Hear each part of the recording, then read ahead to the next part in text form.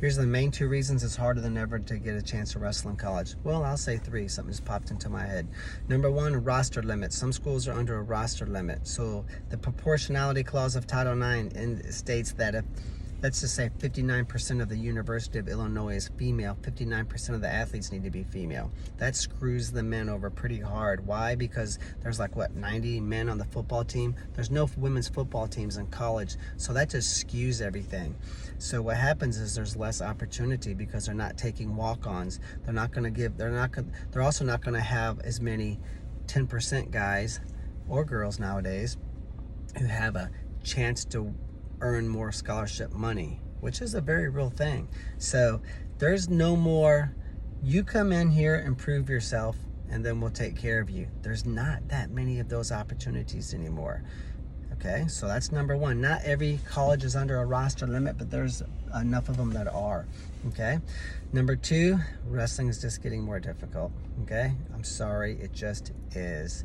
You're not gonna like this.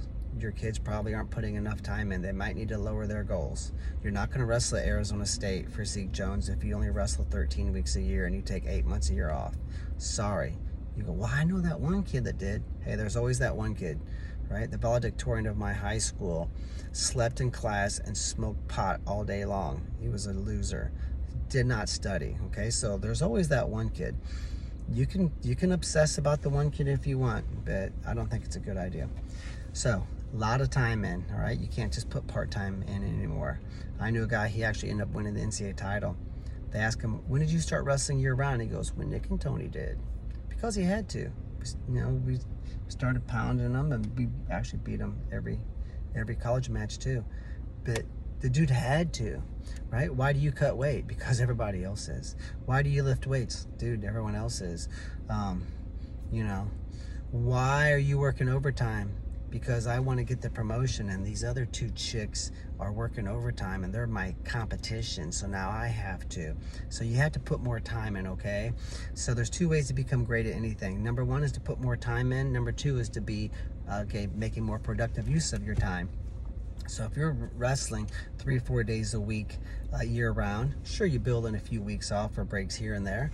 You make sure that you're not just wrestling around and getting, you know, drilling your high crotch and your single leg and your basic stuff, right? You got to have a very organized system, great workout partners, a great coach blowing a whistle, the drills are in place, everything has to be in place. If you go to Gold's Gym and just lift some weights and get a little workout pump in, that's not good anymore, right? You need to have a professional weightlifting program, or maybe you get one online, and you need to go there with a notebook and a system in place, and your list, and you need to know what your macros are, and your nutrition has to be on point. It's serious business nowadays. So more time. Don't just put time in on a wrestling mat. Have some kind of a system in place. You're actually making productive use of your time. That's the two most important key points. And number three, understand a little bit of the reasons of how difficult this is.